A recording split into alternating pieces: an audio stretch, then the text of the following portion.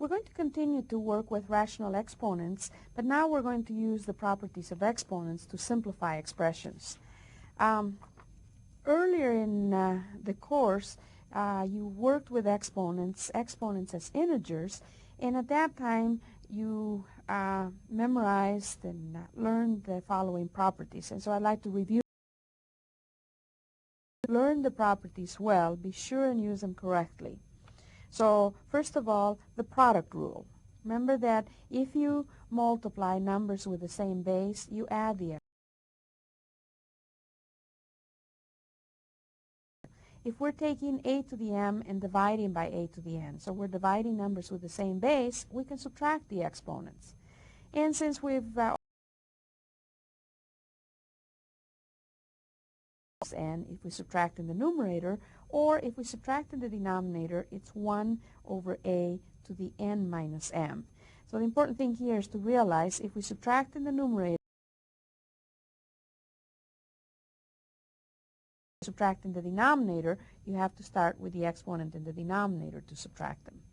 But again, for the quotient, since we're dividing by a cannot be 0. Then we have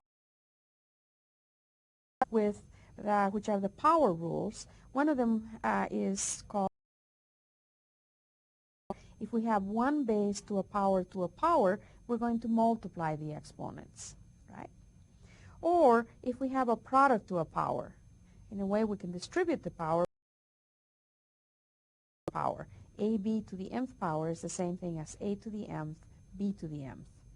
Or if we have a quotient to a power, it's the power of the numerator over the power of the denominator, as long as that b is not 0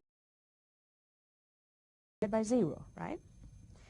Now, a 0 exponent we've already defined as being something to the 0 power is equal to 1, except for the fact that you need to remember that 0 to the 0 power is undefined.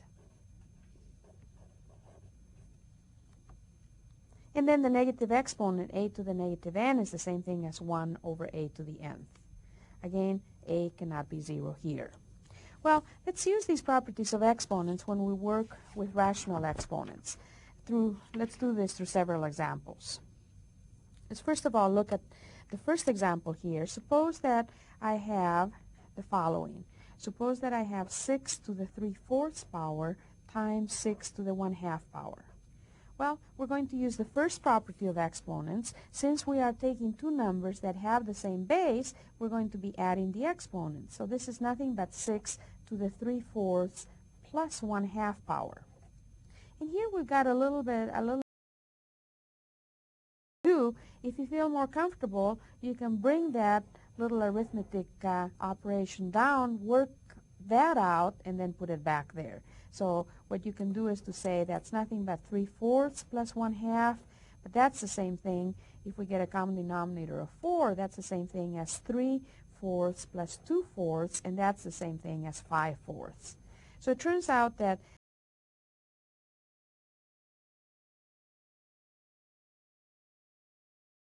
property of exponents, which says if we're multiplying numbers with the same base, we add the exponents. All right, let's look at something that looks a little bit more complicated, but with a little bit of patience, it's not going to be a problem. Let's take 27 x to the 6th, y to the 9th, and let's raise this to the 2/3 power. Remember that one of the properties of exponents says if we have a product to a power, each of those factors is going to be to that power. So this is nothing but 27 to the 2/3, x to the 6th to the 2/3. We've distributed the power among each of the factors in the product. But 27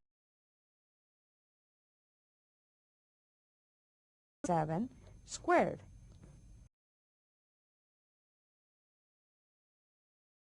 And is 3, so that's nothing but 3 squared, and that's nothing but 9, right?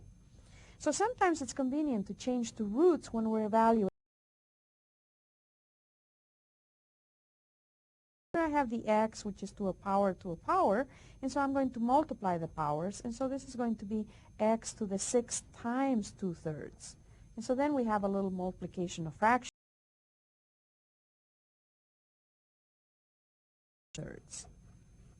Remember that when you multiply fractions, you multiply numerators and multiply denominators. So this is nothing but x to the 12th